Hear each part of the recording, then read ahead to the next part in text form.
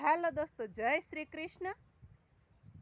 ફિલ્મમાં આવે છે કે કોણ હલાવે લીમડી ને કોણ ઝુલાવે પીપળી, ભાઈની બેની લાડકી ને ભૈલો ઝુલાવે ડાળખી.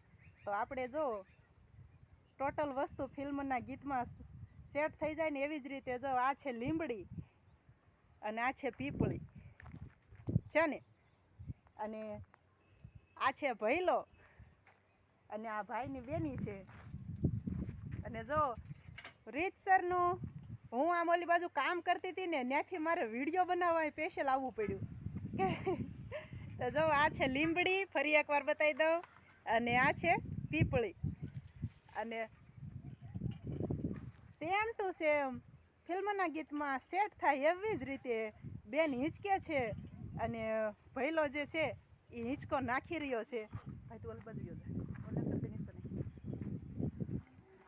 તમે જો, કોણ હલાવે લીમડી ને કોણ ઝુલાવે પીપળી, ભાઈની બેની લાડકી ને ભૈલો ઝુલાવે બેનડી ઝૂલે ભૈલો ઝુલાવે ડાળખી. અને લીમડી ઉપર જાઓ, લીંબોળિયું એટલી બધી છે કે લીમડીની આજે ડાળ ઝુલાવે લીંબોળી ઝોલા ખાય હિંચકો બેની. આપણે એને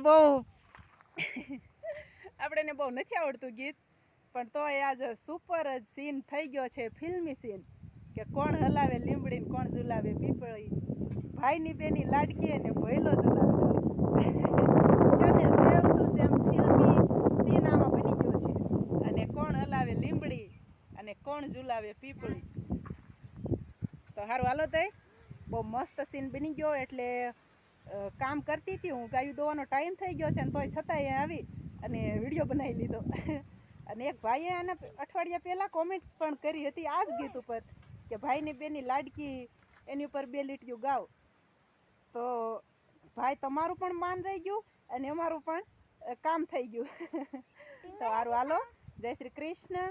આ બે બેન ભાઈને તો તમે આગલા વિડીયોમાં જાણતા જ હતા, પણ છતાંય તમે શોર્ટ વિડીયો ન જોયો હોય તો આપણે ફરીવાર એક વખત મુલાકાત કરી લઈ. તો પહેલાં તારું નામ શું છે? પરમાર કેવલ કિશોરભાઈ. અને બેનડી તારું નામ? પરમાર મોસમી કિશોરભાઈ. ભાઈ બેન શરમાય છે, તમે બેનનું નામ દઈ દો. પરમાર મોસમી કિશોરભાઈ. રેડી?